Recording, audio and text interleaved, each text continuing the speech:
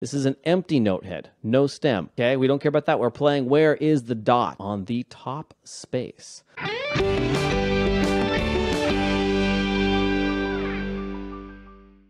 Hello, Alex here with Step by Step Music and stepbystepmusic.com. Today's lesson is on intro to sheet music for guitar, reading music for guitar players. And so at the end of the lesson, you should be able to read some music. Let's jump in and get started.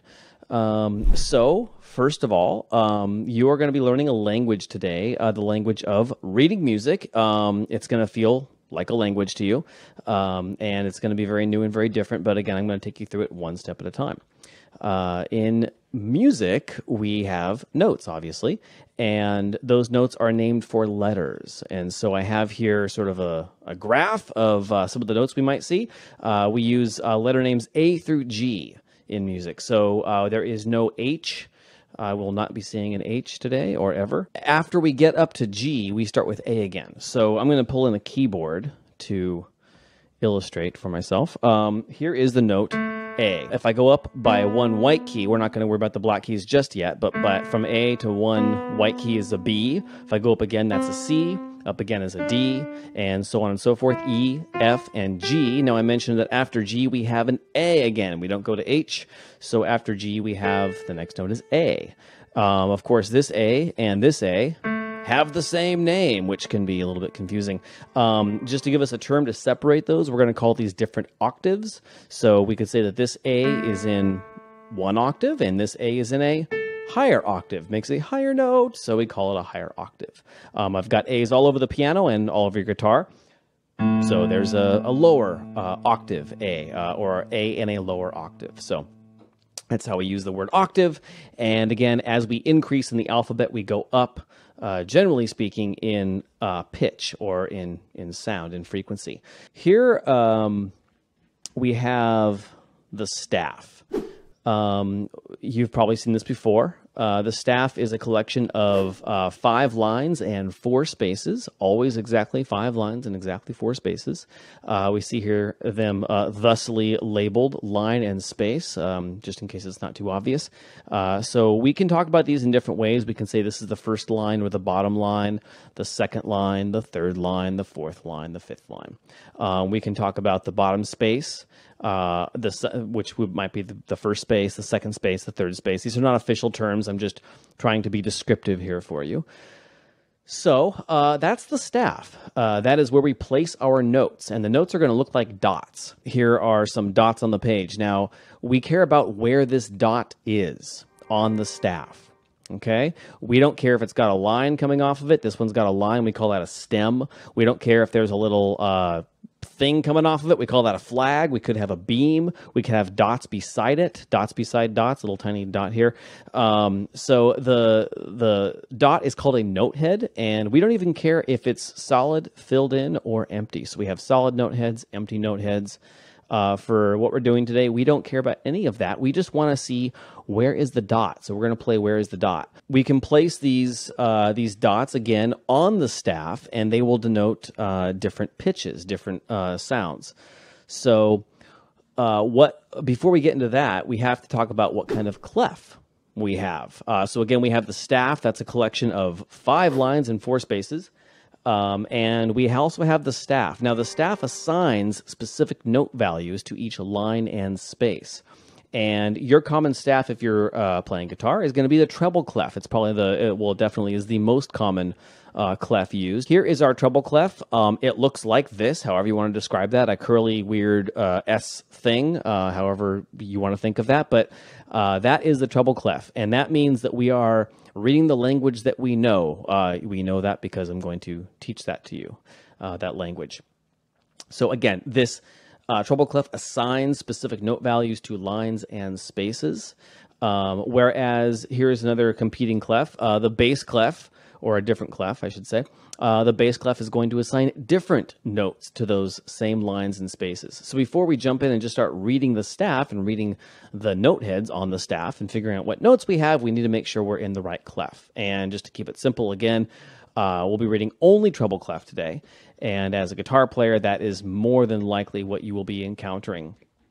as you move forward. So, as you see, I have here very helpfully, hopefully, labeled the letter names that are associated with each line and space. It starts with E on the bottom. There's no logic to that. It just does. We're not going to question that or try to find any great meaning to it.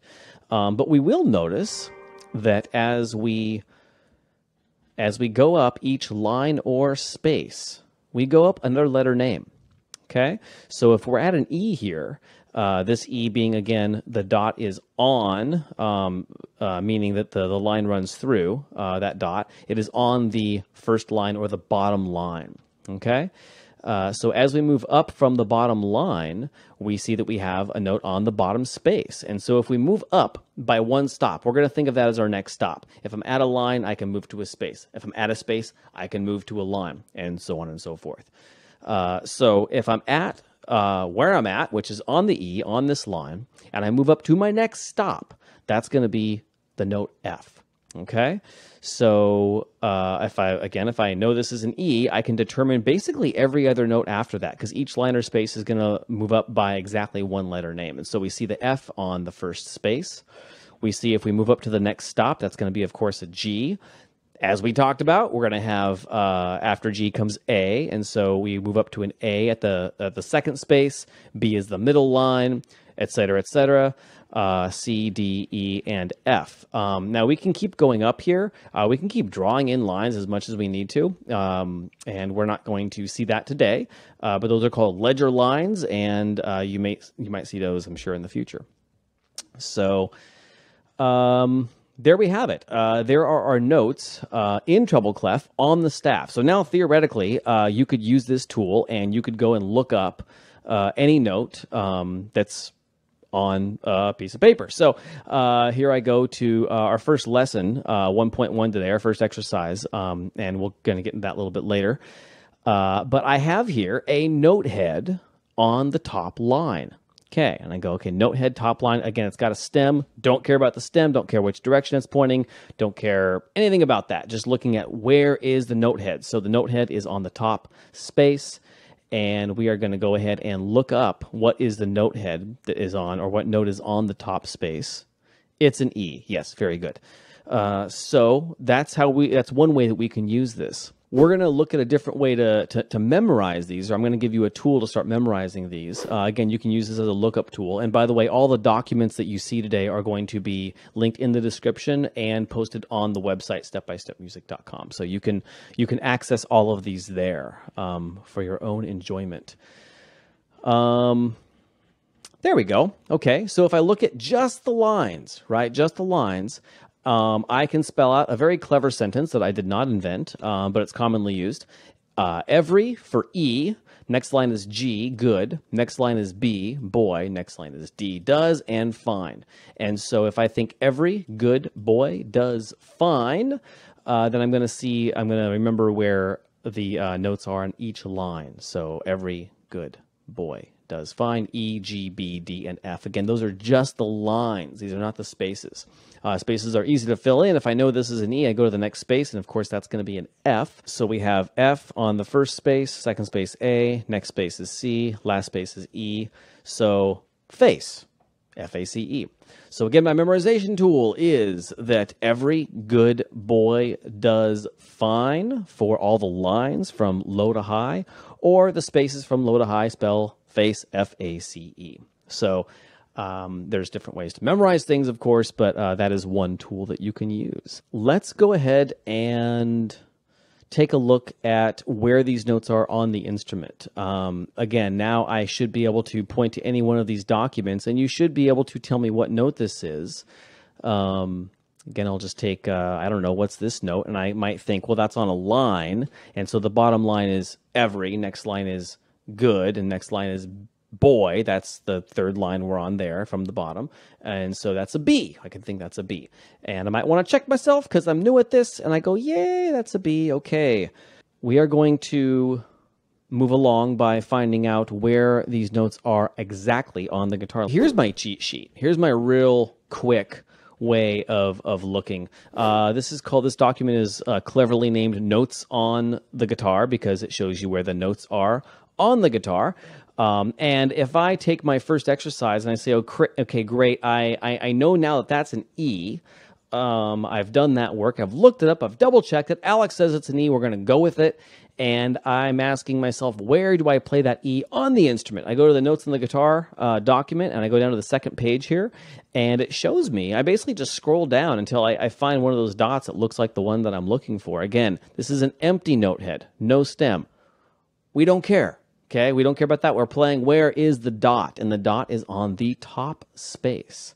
So, again, what's labeled here as an E, but what I was doing is I was saying, where's the dot on the top space? I go over to notes on the guitar, and I say the dot on the top space is right here, happens to be called E, but more importantly, the arrow shows me that it's right here on my instrument. Now, this is, you've probably seen this before for playing chords and other things, but this is a fretboard diagram, and we see here the names of our strings. This is my low string. This is my high string. And we see the yellow dots here are showing us where to put our fingers or where those notes are. And so the fact that the note is above the fretboard diagram here, that's showing us that that's an open string.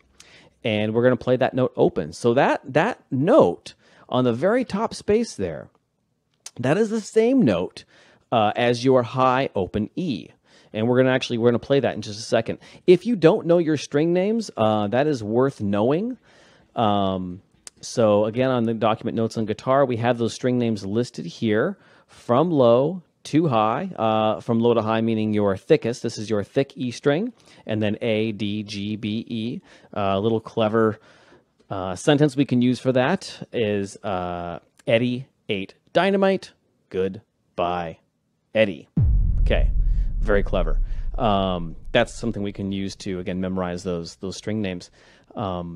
So let me go ahead and grab my guitar, and we'll start playing. We'll start looking at these notes and finding them on the instrument and playing them together.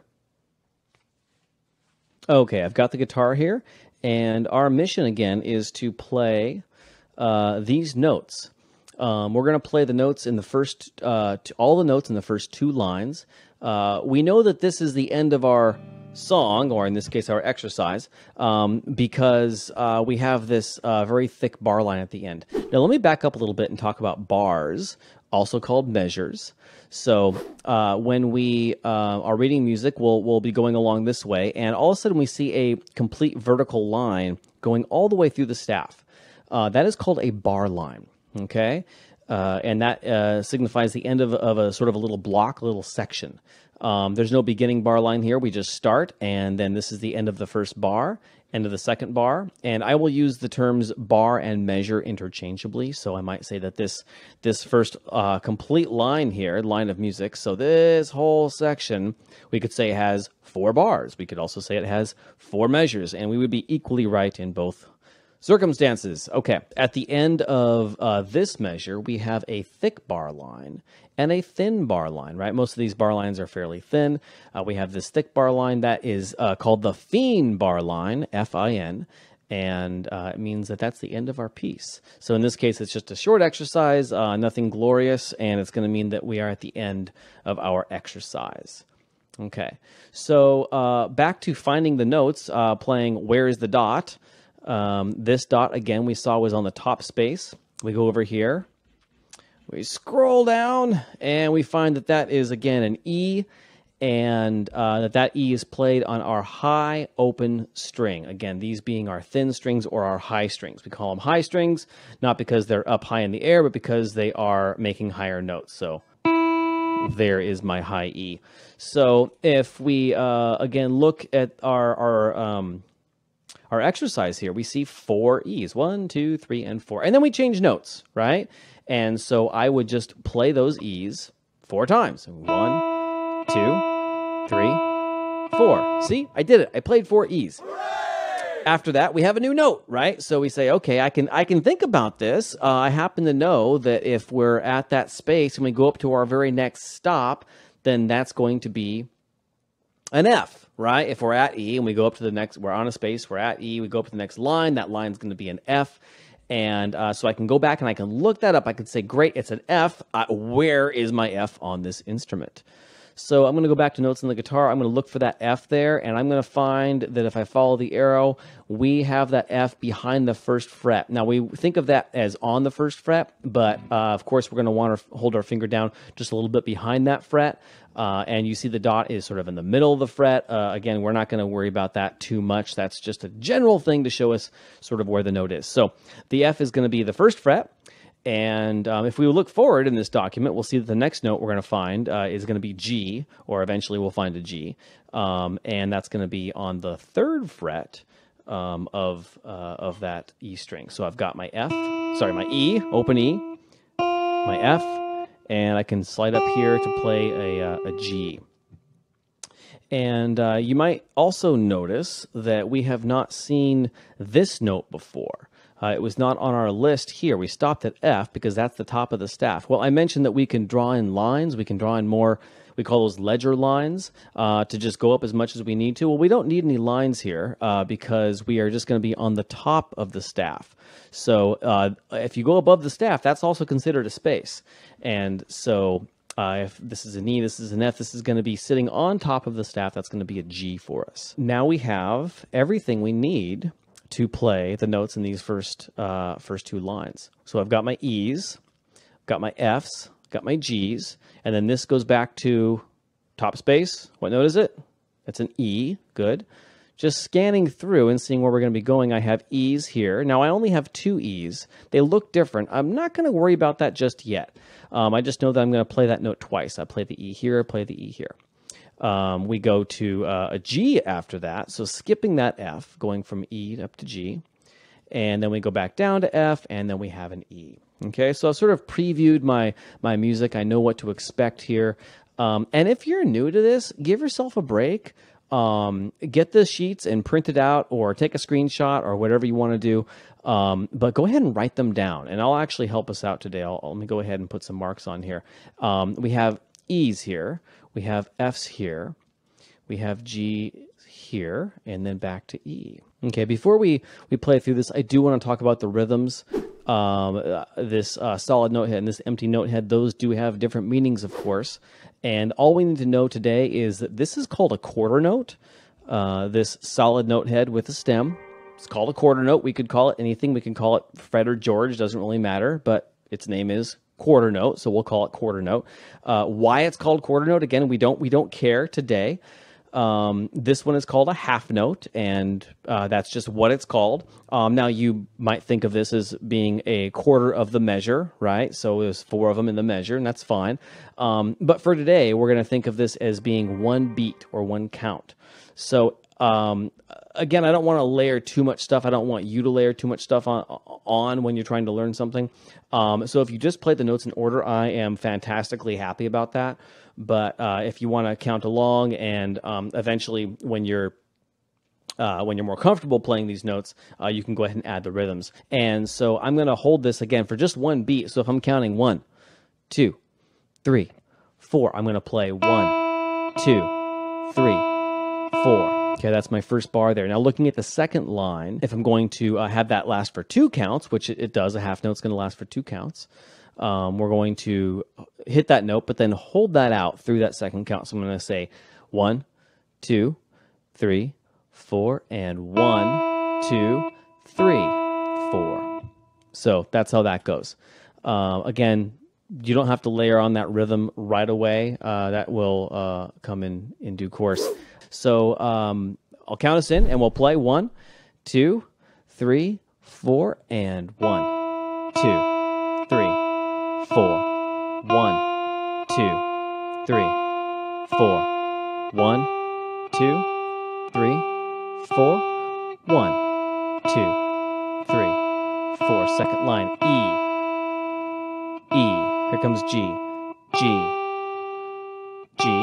Here comes F, F, F. Here comes E, E, and we're done. That's it. Simple as that. Okay, so we made it through our first exercise.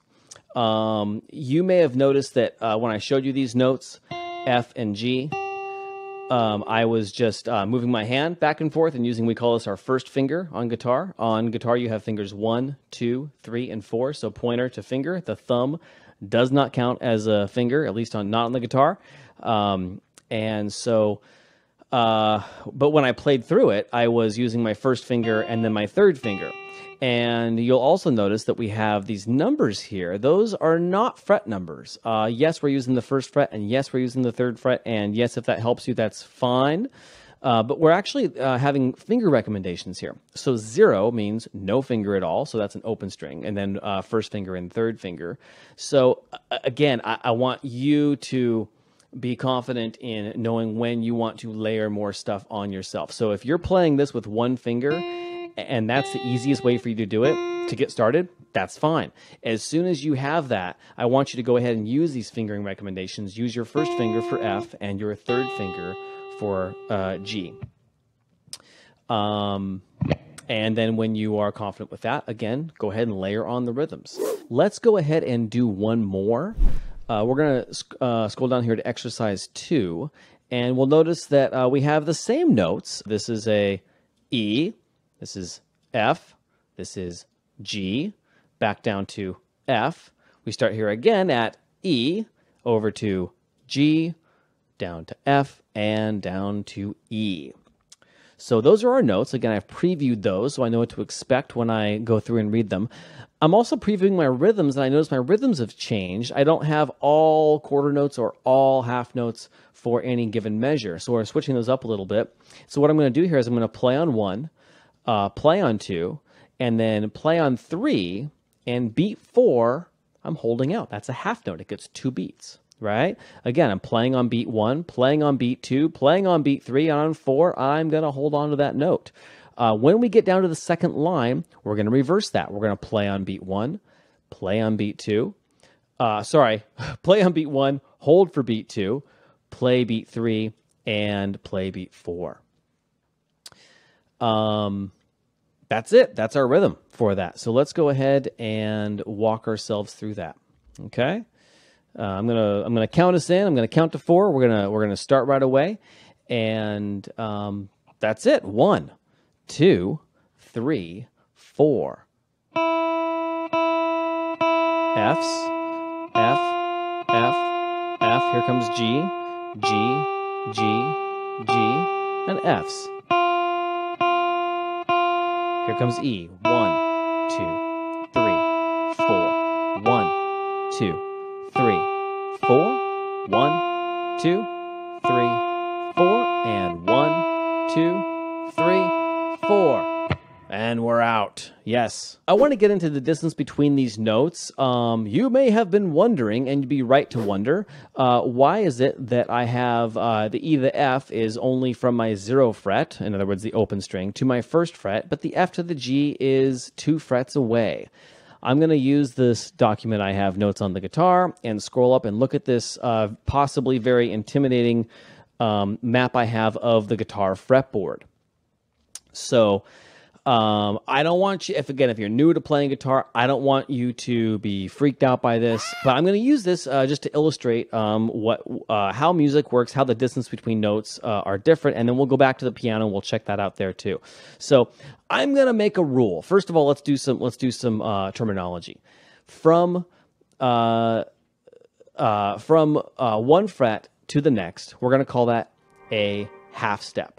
Okay, if you're on the first fret, you move to the second fret, that distance, like a yardstick, like an inch or a centimeter, that is a known distance. We call that a half step. It's always a half step. One note to the very next note. What do you think we call it if we have 2 half steps, or if we go 2 frets? Well, we call that a whole step.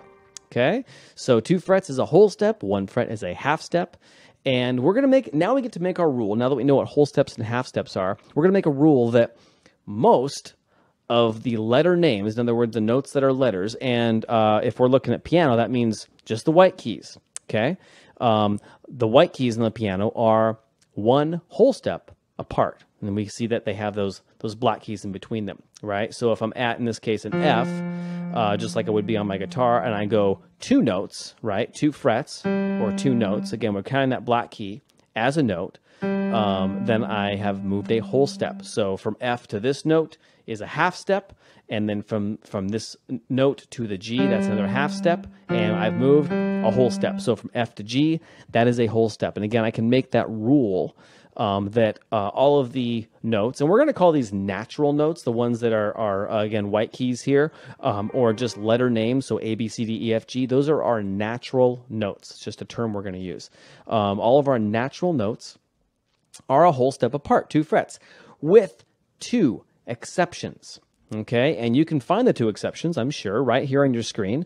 We're going to highlight those. I see the B to C is only a half step, and the E to F also only a half step. So, say this with me, all of my natural notes are a whole step apart with the exception of B to C and E to F. Let's do that again.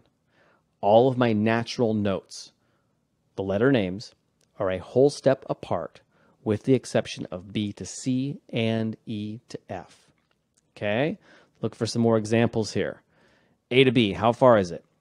Now I'm going to ask myself, is that an exception? Is that my B to C or my E to F? It's not, right? It's not B to C, it's not E to F. Anything else, one note to the next, one letter name in the alphabet to the next letter in the alphabet is 2 frets or a whole step apart. So A to B, that's a whole step. And we see that. We see that here on the guitar. It's a 2 fret distance, right, to get there. I don't know. Let's go D to E. Look at that. 2 frets. D to E is not B to C. It's not E to F. It's D to E, right? So that's going to be 2 frets or a whole step away. Okay. I can even do this backwards. Well, look at this. It's like I'm like an acrobat. Okay. I'm going to go from D backwards into C. And that's one letter name to the other letter name. It's going backwards in the alphabet, but it's consecutive letters. C to D is not B to C. It's not E to F. Say it with me. It's a whole step. They are 2 frets apart. Okay. Now, again, my open strings, I consider that the 0 fret. So when you look at all these open strings here, we consider that 0. So if you're on B and you're going to C, that is B to C, right? By definition, B to C is, well, that's B to C. So that should be 1 fret apart. So you're going from 0 fret, which is the open string, to your first fret, which is C. Okay. This works 100% of the time. And so I'm bringing this up because I want to talk about some of the in-between notes now. If F to G is a whole step, what is that thing in between? Now let's look at this. Again, I have F to G on the piano, right? And there's that note in between. So if I'm at an F and I push it up by 1 note, I'm going to call that an F sharp. It's pushed up a little bit, and we're going to look at the sharp symbol. Actually, we can see it right here. That F sharp right there, that's what that sharp looks like. Okay, it looks like a pound sign or a hashtag.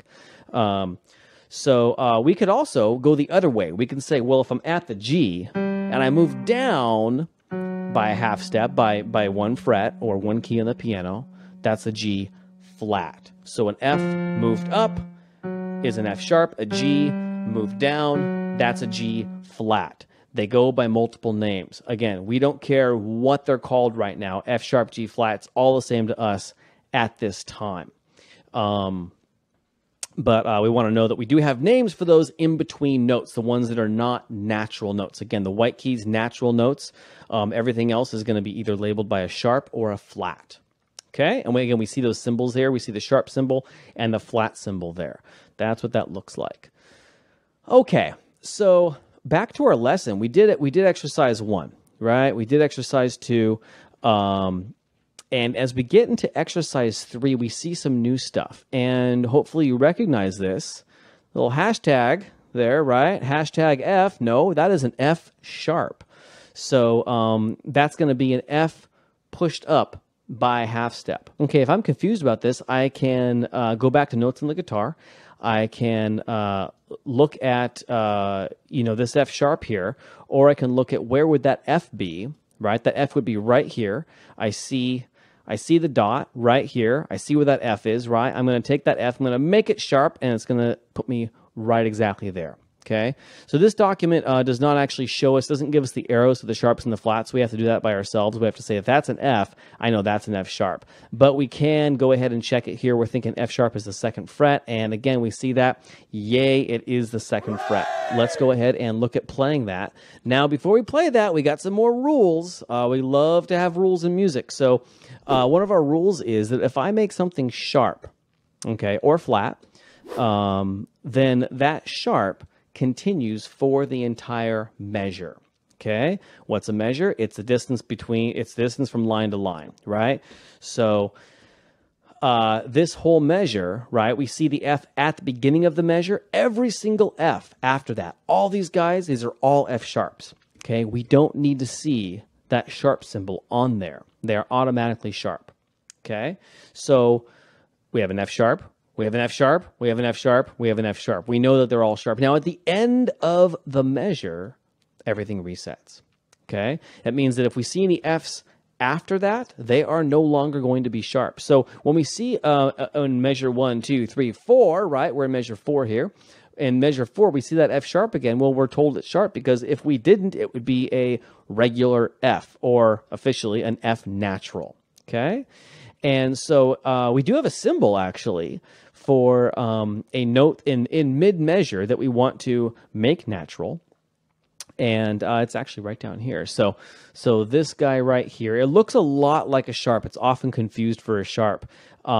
It's not, obviously. It's very close, but it's not. It's that little diamond looking symbol with the line going off to either side. So when we see that, we're going to know that that is natural. And of course, we have to have that in this measure here because this F is sharp, which means that all Fs after that would be sharp, except we don't want them to be. Okay, we want that F to be natural. So these are also called, when you see a sharp or a flat or a natural, these are called accidentals.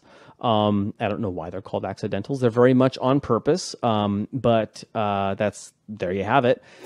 So let's go ahead and play through exercise 3. Again, we're going to preview this, and I see G's here. Those are on the top of the staff. That means it's a G. Again, I can check that. Let's go ahead and check that out and just make sure that I'm right about that. And yes, I see that line, that dot on top of the line, on top of the staff, and that points to this note G. That's a G. That's my 3rd fret. And that's the note that I'm looking for. So I've double checked that just to make sure because I'm a little bit new to reading, right? So it's always good to double check stuff. So I've got 4 Gs. I've got down to F sharp, 4 F sharps, 4 E's, back up to 4 F sharps, okay? On top of the staff again, I've got 2 Gs. Down here, I've got 2 F sharps. Now it gets a little tricky. We got 2 different notes. First time we've had 2 different notes in one measure. Okay, so we're gonna have to keep an eye out for that. We've got the E going up to the F sharp. Okay, after that we have 2 G's, G and G, and then we are out at the Fiend bar line, telling us that the song, lovely as it is over, and we can stop. Okay, so I'm going to play through this. Go ahead and either follow along or play along if you'd like to try that. Let me bring myself back up here. There we go. And I'm going to count myself into 4. You know what? I'm actually, just for fun, I'm going to go ahead and put some drums on for this one. And this is something you can do to keep you steady. Again, I'm layering on here. So if I'm really comfortable with where my notes are, I'm comfortable with what finger I want to use, I'm comfortable with the counting, I'm comfortable with the rhythms, then at that point, I can put on a metronome, a click, click, click, right? Or a drum track. And it's a little bit more fun to play along that way. And I also am held to a standard, right? The click will tell me, or the drum track will tell me if I'm not keeping up. So I'm just going to layer that onto myself here for the time being, and you'll have to do what's right for you at the right time in your progress here. So bring that in. Here's my drums. Going to count to 4 here. 1, 2. Here we go. 4 and G. F sharp. Here comes E. F sharp.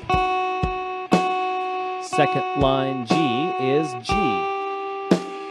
G. 1, 2, here's the change. Right, another note. Okay. And then I'm out. Good. The drums didn't stop, but that's okay. Cool. That's how we do that. We're reading music, people. That is how we do it. It's new, it's different, but we're doing it one step at a time. Okay. I'm not going to run through this last one with you. You can check that out on your own. But I hope that this was very informative. You can again find all this on my website, stepbystepmusic.com. You can look in the description, and I will have links to all the documents there. And you can go on the website. And if you want to, if you need lessons, you can schedule a lesson with me, private lesson with me, right there on the website. And feel free and reach out to me through that or in the comments below. Talking about holding down the... Okay, let's just start over, shall we?